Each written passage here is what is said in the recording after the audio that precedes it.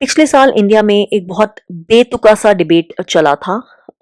Debate भी नहीं, मैं मांग बोलूंगी, बेतुकी सी मांग चली थी वर्क को लेकर, जिसके सेंटर स्टेज में थे मिस्टर नारायण मूर्ति और उनके जैसे शायद सो कॉल्ड सक्सेसफुल इंडस्ट्रियलिस्ट। क्योंकि सक्सेस की डेफिनेशन मेरे लिए बहुत अलग है। सिर्फ वही मापदंड नहीं है जिस मापदंड से इन जैसे लोगों को बहुत सर पे चढ़ाया गया है। तो मिस्टर नारायण मूर्ति इस डिबेट के सेंटर स्टेज में थे और उनकी बेतुकी सी डिमांड थी कि जो वर्क आवर्स हैं कॉर्पोरेट एक वीक के वो एटलीस्ट 70 घंटे होने चाहिए। और बहुत चीजों से उन्होंने वो छुपाने की कोशिश की थी। असल इंटेंशन तो होती है हमारा मुनाफा, मेरा फायदा, मेरा एम्बिशन, मेरी कंपनी, मेरा greed, that is at the core of it. उसको कवर करके कि देश का फायदा, ये फायदा, वो फायदा, यूथ लेजी हो गया, फलाना ढिमकाना। तो बहुत पुराने, बहुत बेतुके, बहुत सड़े गले हो गए हैं इस तरह के डिबेट्स। आई डोंट नो लोग इनके थ्रू देख क्यों नहीं पाते हैं, असलियत क्यों नहीं भांप पाते हैं। तो एनीवे, लेकिन इस बात को, इस डिमांड को सुन के मुझे बहुत गुस्सा आया था, जबकि मैं कॉर्पोरेट सेक्टर से दूर हूं। और मैंने इसके ऊपर वीडियो बनाया था। ये डिमांड इतनी बेतुकी, इतनी एरोगेंट, इतनी इंटाइटल्ड थी कि मैंने इसको बस्ट करने के लिए वीडियो बनाया था कि ना सिर्फ हर लेवल पे ये डिमांड कितनी बेतुकी है, हर लेवल पे, बल्कि इस पे भी डेप्थ से चर्चा करने की कोशिश की थी। जैसे कि मैं डेप्थ से सारे टॉपिक्स के कोर हार्ट पे जाती हूँ लेजर फोकस से, कि एक्चुअली काम का मायने होता क्या है और काम क्या होता है जिसे हम ऑथेंटिक वर्क बोलते हैं। वो हमारे लिए क्या होता है, हर जने के लिए अलग होता है। और कैसे हम डिसाइड करते हैं, डिफाइन करते हैं, आइडेंटिफाई करते हैं कि व्हाट इज ऑथेंटिक वर्क, जिस काम से हमें पूरा होने का पूरा हक है, पर्याप्त फील करने का। और कैसे इस तरह की ये जो एक्सपेक्टेशंस हैं, ये जो गुलामी है, ये बिल्कुल उससे अलग है। तो मैंने पूरी अच्छे से चर्चा की थी। और अब खबर आती है कि कुछ दिन पहले, आप बेहतर जानते होंगे ऑब्वियसली, कि एनी सेबेस्टियन नाम की यंग 26-year-old लड़की पुणे में, वो दुनिया की one of the top accounting firms Ernst and young के लिए काम करते हुए she died, she lost a life. उसकी फैमिली जो कारण बता रही है वो ओवरवर्क है। कंपनी जो बोल रही है वो बोल रही है प्री एग्जिस्टिंग कंडीशन थी, ओवरवर्क नहीं था, हमारे तो नॉर्मल आवर्स ऐसे ही हैं, बाकी सब लोग भी ऐसे काम करते हैं, ऐसे तो नहीं होता है, तो हमने कुछ एक्स्ट्रा नहीं किया। सबके डिबेट्स और ओपिनियंस अगर हम मान भी लें कि सबके ओपिनियंस अपनी तरफ, अपनी जगह जायज हैं, तो भी एक पेरेंट जो है वो अपने बच्चे को रोज देख रहा है जिसके साथ वो एनी रह रही है। पेरेंट्स, उसकी मेंटल, इमोशनल, फिजिकल सिचुएशन, ये काम, ये कंपनी ज्वाइन करने से पहले कैसे थी और बाद में कैसे है, वो पल पल जान रहे हैं, वो भांप रहे हैं, जिस तरह से फर्म नहीं भांप रही। क्योंकि फर्म के लिए वो सिर्फ अगेन एक रिसोर्स है, एक नंबर है, एक एम्प्लॉय पेरोल पे सिर्फ एक नाम है। तो वहीं अगर मान भी लें कि उसकी प्री एग्जिस्टिंग हेल्थ कंडीशन थी, जो कोई बहुत सीरियस हेल्थ कंडीशन नहीं होती, उस तरह की बहुत लोगों को होती है, वो बहुत सीरियस में नहीं आती, तो भी हमें पता है कि ये वाली फर्म उसको उस तरह का समय नहीं दे रही थी। अगर किसी की कंडीशन भी है, और हर बॉडी अलग है, हर माइंड अलग है, हर इंसान की अलग नीड होती है अपनी बॉडी की टेक केयर करने की, हर इंसान के स्ट्रेस लेवल्स अलग होते हैं और हर इंसान का स्ट्रेस लेने की कैपेसिटी अलग होती है, स्ट्रेस को रिलीज करने का तरीका अलग होता है। कई इंसान बहुत सेंसिटिव होते हैं या अलग तरह से स्ट्रेस को प्रोसेस करते हैं, या कई इंसानों को बहुत डिफरेंट तरीके से समय चाहिए, एक डिफरेंट अप्रोच चाहिए होती है अपने स्ट्रेस से डील करने की। और क्या पता हमें कि एनी के साथ क्या हो रहा था, उसकी क्या मानसिक स्थिति चल रही थी इतने काम के साथ, वो कैसे अपना स्ट्रेस प्रोसेस कर रही थी या नहीं कर पा रही थी। No two people are the same. लेकिन कंपनी क्या उसको इस तरह का काम का एनवायरनमेंट दे रही थी, ये प्लेटफॉर्म, ये प्रोविजन दे रही थी कि वो अपने काम को उतना ही समय दे पाए जितना जरूरी है, और उसके साथ साथ उसका खुद का समय भी उसे मिल पा रहा है। उस समय में चाहे वो अपनी हेल्थ के लिए ध्यान दे, घूमने जाए, अपना वीकेंड अपने पेरेंट्स के साथ स्पेंड करे, वो चीजें करें जो उसको वर्क से ऑफ करी, उसके माइंड को रेस्ट दे रही है, उसकी बॉडी को रेस्ट दे रही है। क्या अगर वो अपने स्ट्रेस से डील करने के लिए या अपने डेली इन्वायरमेंट के जो ऑप्रेसिव, जो उसका वर्क वो था, उससे डील करने के लिए, क्या उसका जॉब उसको इतना भी समय देता था कि अगर वो आधा घंटा मेडिटेशन करने की चॉइस चाहे सुबह या शाम, कभी भी किसी भी एक समय, तो उतना भी समय उसे मिल पाता? अगर इतना भी समय कोई नहीं दे पा रहा है, वर्क, कॉर्पोरेट वर्क आपका, तो वो किसी काम का नहीं है, it is not worth it. तो वो सिर्फ ये कहकर पल्ला नहीं झाड़ सकते कि हमारा तो काम ऐसे ही होता है, बाकी सबके साथ भी ऐसे ही होता है। And she had a pre existing condition. That is a very very easy thing to say, very irresponsible. क्योंकि चाहे आपने उसकी कंडीशन क्रिएट नहीं की हो, जो बहुत केसेस में क्रिएट भी होती है, जब इंसान सालों साल वर्कहोलिक लगा रहता है, बहुत कुछ अपनी चीजों पे, अपनी माइंड पे, बॉडी पे, स्पिरिट की नीड्स पे ध्यान नहीं देता है, होलिस्टिकली ध्यान नहीं देता, तो बहुत कुछ क्रिएट भी होता है, इसमें कोई डाउट नहीं है। लेकिन अगर किसी का थोड़ा सा कुछ था भी, जो बहुत, अगेन मैं बोल रही हूँ, जो बहुत एवरेज लोगों को होता है, एसिड रिफ्लक्स और इस तरह की चीजें, तो क्या आप लेकिन उसको इतना, आपका जो इन्वायरमेंट है उसको इस तरह का समय देता था कि she could have a healthy work life balance, उसकी खुद की लाइफ अपनी काम के साथ साथ हो सके, या आपने उसकी पूरी लाइफ पे टेक ओवर कर दिया था और आप उसको नॉर्मलाइज कर रहे हैं और बोल रहे हैं कि ये तो नॉर्मल होता है, हमने कुछ नहीं किया।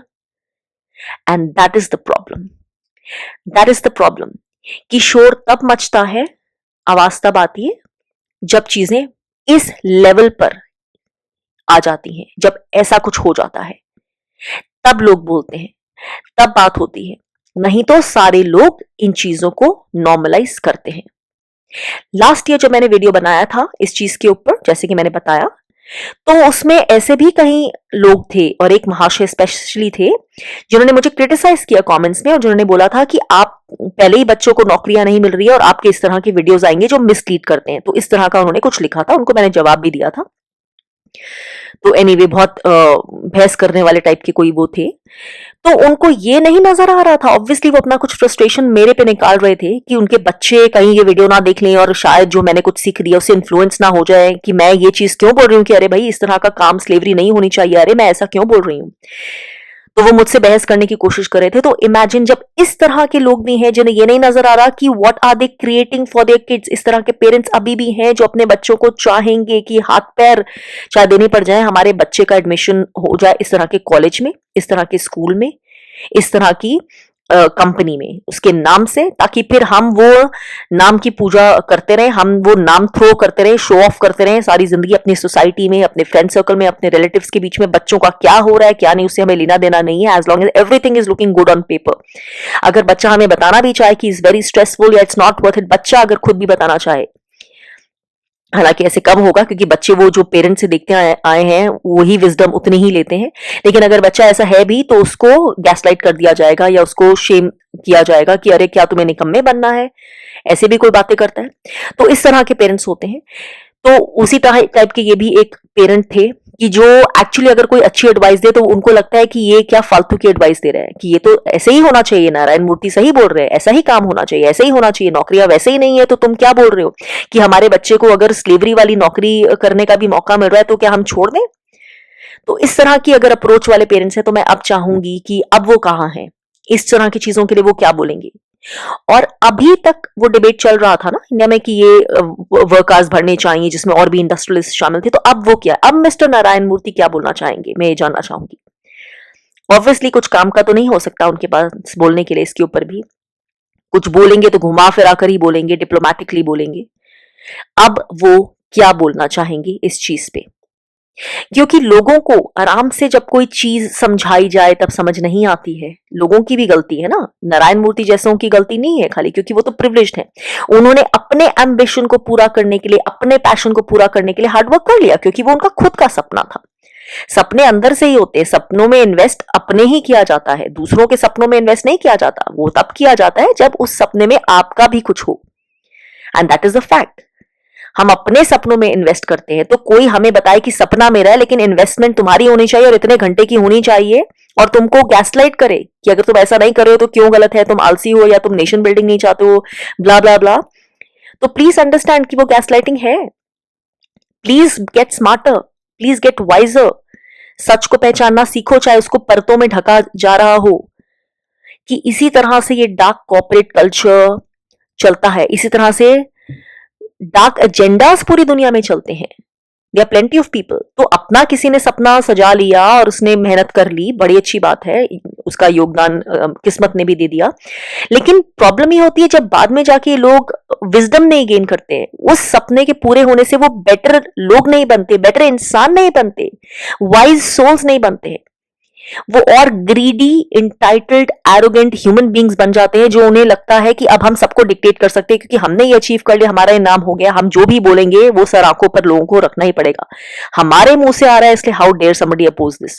हम जो बोल रहे हैं वो सही होगा ही। अगर हम 70 घंटे बोल रहे हैं तो वी नो बेटर। तुम्हें क्या पता, तुमने क्या करा है अभी तक, तुम कैसे बोल सकती हो, तुम तो हम पे डिपेंडेंट हो काम के लिए। तो ये लोगों को समझने वाली चीज है, ये स्पिरिचुअल अंडरस्टैंडिंग से दूर नहीं है। हमारा वर्क भी हमारी स्पिरिचुअल इवॉल्वमेंट का हिस्सा है।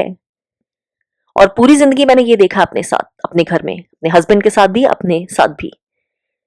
भगवान की दया है, लेकिन कभी इस तरह की चाकरी नहीं करके किया। कभी काम किया है लेकिन इस तरह से नहीं, इस तरह से गुलामी करके नहीं, अपना वक्त अच्छे से निकाला है। ये बिल्कुल पॉसिबल है, लेकिन उसके लिए आपको स्टैंड लेना पड़ता है, आपको वो पार्ट ऑफ लाइफ पहले करना पड़ता है, फिर नेचर आपके लिए अपने आप उसी तरह से काम बनाती है, उसी तरह से रास्ते बनाती है। आपके काम में आपके लिए टाइम निकलता है, आप हर चीज जो करना चाहते हैं कर सकते हैं, आपको सैक्रिफाइस नहीं करना पड़ता है। तो जैसे कि मैं कहती हूं ना वीडियोस में भी, कि जो आप करना चाहते हैं, जैसे आप जिंदगी में होते हैं, जो आपकी प्रायोरिटीज होती हैं, वैसे जिंदगी अपने आप चीजें क्रिएट करती जाएगी। अगर आपको लगता है आप विक्टिम हैं, आप विक्टिम ही बनेंगे बार बार। अगर आपको लगता है काम तो ऐसे ही होता है, चाकरी करके ही होता है, तो जिंदगी आपको चाकरी करके ही काम करवाएगी, वैसे ही आपको उसी तरह के नेगेटिव वाले ही सिचुएशंस देगी, वैसे ही बॉसेस देगी, वैसे ही अपॉर्चुनिटीज देगी। अगर आपको लगता है कि नहीं, आई डिजर्व बेटर, और पैसा सिर्फ ऐसे नहीं कमाया जाता है, आराम से भी कमाया जाता है, अपने ऑथेंटिक रह के भी, तो आपको जिंदगी वैसे अवसर देगी। जो चीज में आप ज्यादा बिलीव करते हैं, जो चीज में आपका ज्यादा रुचि है, आप ज्यादा इन्वेस्ट करते हैं, वैसे ही चीजें आपके लिए क्रिएट होंगी। And that is the truth. अभी मैं एक आर्टिकल पढ़ रही थी, जो है अनकॉन्शियस माइंड पे, सबकॉन्शियस माइंड पे, बहुत एक इंटरेस्टिंग आर्टिकल, जिसमें लिखा हुआ था कि जो सोल्जर्स थे, हवाई के सोल्जर्स थे, वो जब वॉर पे जाते थे और जब वॉर से वापस आते थे, तो उनको अलग अलग तरह की हीलिंग के लिए भेजा जाता था। क्योंकि ऐसे नहीं है कि वो वॉर करके वापस आए और अब वो वापस खेती बाड़ी में, अपनी कम्युनिटी में लग जाएंगे, क्योंकि नहीं, माइंड अभी भी उस जोन में है। उसको पहले वो वॉर का जो ट्रॉमा है, जो सब कुछ अंदर फंसा हुआ है, द फियर, द शॉक, जो उन्होंने देखा है, सुना है, उनकी सेंसेस में है, वो क्लियर करना है, वो रिजॉल्व करना है। नहीं तो अनकॉन्शियस वही लेके आगे बढ़ती रहेगी और वो उनकी लाइफ के हर क्षेत्र में इफेक्ट करेगा वो ट्रॉमा। तो उनको बहुत बहुत तरह की हीलिंग के लिए भेजा जाता था, माइंड की, बॉडी की, स्पिरिट के लिए, before they could integrate back. और यहाँ पे हमारी सोसाइटी में क्या है, हमारी सोसाइटी में ये है कि हम अपने माइंड को पुरानी चीजों से हील होने का मौका नहीं देते, जो रिप्रेस चीजें उनसे हील होने का मौका नहीं देते हैं, लेकिन हम उस पर और थोपते जाते हैं। हमारे अनकॉन्शियस माइंड की जो डिमांड्स हैं, जो नीड्स हैं, जो चीखें हैं, उसको पर्दा डालते जाते हैं और हम उसके ऊपर और अपने एक्सपेक्टेशंस का भार थोपते जाते हैं। और इस आर्टिकल में ऐसा भी कुछ लिखा था कि जब हमारा अनकॉन्शियस माइंड हमें सेव करने की कोशिश करता है, ये बता के, चीख के नहीं, अब सोने का समय है, नींद आ रही है, क्योंकि वो नींद से, एटलीस्ट आपकी और किसी कॉन्शियस एक्शन से नहीं, लेकिन एटलीस्ट आपकी नींद से वो प्रोसेस कर लेगा बहुत कुछ। उस बॉडी जब रेस्ट में होगी तो वो बहुत कुछ प्रोसेस कर लेगा। आप उसे वो भी करने नहीं दे रहे, आप उसे शट अप कर रहे हैं कि नहीं, I need to work more, I need to do more, नहीं तो मैं पीछे रह जाऊंगा, नहीं तो ये चीज पीछे रह जाएगी, नहीं तो मैं इनकॉम्पिटेंट कहलाऊंगा, चाहे मैं गिर जाऊं लेकिन नहीं, मुझे ये फिनिश करना है, एक ही घंटे में करना है, एक ही दिन में करना है। And that's how a toxic culture आपकी इस अनहील्ड स्टेट में कंट्रीब्यूट करता है, उसको और क्रिएट करता है। और फिर वो पल्ला झाड़ नहीं सकता ये कह के कि ये तो प्री एग्जिस्टिंग कोई चीज थी, क्योंकि वाइल हमारा लाइफस्टाइल ऐसे है कि बहुत कम लोग जानते हैं कि एक्चुअली उनका माइंड बॉडी कनेक्शन क्या है। लेकिन जो हमारे सिस्टम्स हैं, और इंक्लूडिंग वर्क सिस्टम्स, जो बहुत बड़ा पार्ट है जिंदगी का, उन्होंने अच्छे से कंट्रीब्यूट किया है इस चीज को और नजरअंदाज करने में, और इसलिए प्रमोट करने में हमारे अनहील्ड सेल्फ में। और अगर किसी के साथ ऐसा कुछ हो जाता है, तभी वो डिबेट सामने आता है। बाय द वे, मैं बहुत जल्दी कोर्स लेके आ रही हूं, एक यहीं पे अनाउंस करूंगी, और बहुत अच्छा मौका है ये अपने अनहील्ड माइंड को हील करने का, अपने अनहील्ड माइंड को एक्चुअली वो ब्रेक देने का, वो सपोर्ट देने का, अपने अनकॉन्शियस माइंड में जाने का। जो आपने बहुत सदियों से शायद नहीं किया है, ह्यूमन बींग्स ने नहीं किया है। एंड ये कोर्स बहुत सारी होलिस्टिक नीड्स हैं जो हमारी माइंड बॉडी स्पिरिट की, इंक्लूडिंग इनर वर्क नीड्स, उसको पूरी तरह से सपोर्ट करने के लिए बनाया गया है। I will be announcing it soon, so stay tuned. So anyway, coming back to the topic, कि हमारा अनहील्ड माइंड जो है, जो हमारा अनकॉन्शियस माइंड है, वो सब कुछ जानता है कि कहाँ कहाँ अनहील्ड है, वो सब जानता है कि उसे क्या जरूरत है, वो कैसे आपको सपोर्ट करना चाहता है, लेकिन आप उसे सपोर्ट नहीं करते कि वो आपको ही बेहतर करने में, आपको ही हील करने में आपकी मदद कर सके। आप उसको चुप कराते रहते हैं। और ये टॉक्सिक वर्क कल्चर्स भी वही होते हैं, वो सिर्फ जो दिख रहा है और जो बिक रहा है और जो ऑब्वियस है, जिसमें ये सब चीजें भी हैं कि कितने घंटे काम कर रहे हो, कितनी प्रोडक्टिविटी है, कितनी एफिशिएंसी है, जो अजीब अजीब तरीकों से सिर्फ उनको नाप रहा है, माप रहा है, हम उस कल्चर का पार्ट बन जाते हैं। और हम कुछ बोलने से डरते हैं, या हमें लगता है हम मिसफिट हो जाएंगे, या हमारा लोग मजाक उड़ाएंगे, या हमें बाहर कर दिया जाएगा अगर हम पॉइंट आउट करें। तो हम अपने से झूठ बोलते हैं कि हाँ ये नॉर्मल है और मुझे भी इस नॉर्मल का हिस्सा लगना है, नहीं तो मैं बेवकूफ लगूंगा, नहीं तो लोग मुझे बोलेंगे ये कहाँ की बातें कर रहा है, बेतुकी स्पिरिचुअल बातें कर रहा है, या ये कौन सी माइंड बॉडी की बातें कर रहा है, या ये कौन सा बड़ा जज करने वाला आया है। तो please we need to be careful. और अगर आप इस तरह के हैं, या आप अपने बच्चों के लिए इस तरह के पेरेंट हो रहे हैं, जिस तरह के पेरेंट ने मेरे वीडियो पे कमेंट किया था पहले वाले, जो गुस्सा होते हैं अगर उनके बच्चों को कोई सही राह दिखाने की कोशिश करे, which is different from this toxic culture, जो उनकी बेहतरी के लिए, उनको कम करने के लिए नहीं वर्क में, उनको बेहतर ही बताने के लिए, लेकिन दूसरे राह दिखाने के लिए, दूसरी राह के थ्रू अगर आप गुस्सा होते हैं, आप इरिटेट होते हैं, या आप इनसिक्योर हो जाते हैं, तो प्लीज इसका मतलब है आपको अपने अंदर देखना है, सेल्फ रिफ्लेक्ट करना है। अपने ऊपर और अपने बच्चों के ऊपर कभी कुछ ऐसे थोपिए मत जो गलत है। सब्जेक्ट्स मत थोपिए। एक पर्टिकुलर तरह का काम या एक पर्टिकुलर तरह की कंपनी जो आपका सपना है, तो इसलिए उनको पूरा करना है, आप नहीं कर पाए थे इसलिए, या आपके टाइम में मौका नहीं था इसलिए, जिस भी उनके ऊपर मत थोपिए प्लीज। ये लाइफ बहुत प्रेशियस है, क्योंकि इसमें हम बहुत कुछ लेसन्स लर्न करने आए हैं, हम ट्रांसेंड होने आए हैं, कॉन्शियसनेस एक्सपैंड करने आए हैं। एक कंपनी को, या किसी टॉक्सिक फैमिली को, या कोई भी टॉक्सिक सिस्टम को खुद को दे देने के लिए, सैक्रिफाइस कर देने के लिए, मार्टिर होने के लिए नहीं आए हैं। हम उनके थ्रू लेसन सीखने के लिए आए हैं, अपना हाईएस्ट वर्जन जीने के लिए आए हैं, जिसमें अच्छा काम, अच्छी फाइनेंशियल अबंडेंस भी उसका हिस्सा है। लेकिन वो कोर से कैसे आता है, बिना इतने डर के, बिना इतनी इनसिक्योरिटी के, बिना इतनी मैडनेस के, वो हमें समझना है। वो समझना थोड़ा काम है, वो सुपरफिशियल तरीके से नहीं आएगा। बोलते हैं ना कि जब हम अपनी सोल बेचते हैं डेविल को, आई डोंट नो अगर आपने सुना है, लेकिन ये सच है। इसको अलग अलग कल्चर्स में, अलग अलग धर्मों में अलग तरह से बताया जा सकता है, लेकिन कोर यही होता है कि जब हम अपनी सोल डेविल को देते हैं, हमें बहुत कुछ मिलता है। लाइट से भी मिल सकता है, अच्छे रास्ते से भी, और बुरे रास्ते से, डेविल के रास्ते से भी। लेकिन उस रास्ते से जल्दी मिल जाता है, ऐसा लगता है बहुत जल्दी मिल गया, बहुत सारा मिल गया, संभाले नहीं जा रहा, लेकिन उसके कॉन्सिक्वेंसेस उससे 4 गुना ज्यादा होते हैं, क्योंकि हमारी सोल हमने बेच चुके होते हैं। अच्छे रास्ते से शायद हमें डीपर काम करना पड़े, तह तक जाना पड़े, समय लगे, लेकिन उसकी जो फाउंडेशन होती है वो लास्टिंग होती है, रिजल्ट्स होते हैं वो लास्टिंग होते हैं।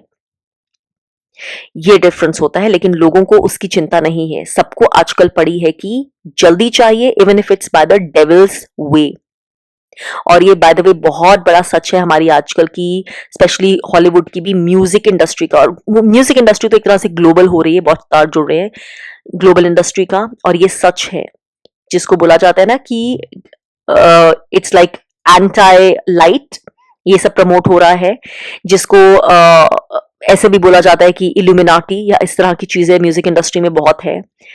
Kind of a devilish culture is being promoted in hidden ways, वो बहुत सच है, उसके ऊपर किसी और वीडियो में बात करूंगी। लेकिन अभी के लिए इतना ही। तो आशा करती हूँ कि जो मैसेज मैं देना चाहती थी लोग समझ चुके होंगे कि ये हमारी जिंदगी की कनेक्टेड प्रॉब्लम है। ये इसको 1 या 2 जब इंसिडेंट्स हो तभी ध्यान मत दे, ये हमारी जिंदगी से जुड़ा है। हमारा काम जो हम सो कॉल्ड वर्क बोलते हैं, प्रोफेशनल वर्क, वर्क तो पूरी जिंदगी है, ये प्रोफेशनल वर्क ही सिर्फ हमारा वर्क नहीं है जिंदगी का, ये सिर्फ एक छोटा सा हिस्सा है। तो प्लीज इसको पूरे होलिस्टिकली समझें, नहीं तो ऐसे नहीं तो वैसे हम मरते ही रहेंगे, फिजिकली नहीं तो जमीर से, दिमाग से, सोल से, we will be just like dead workers, zombies।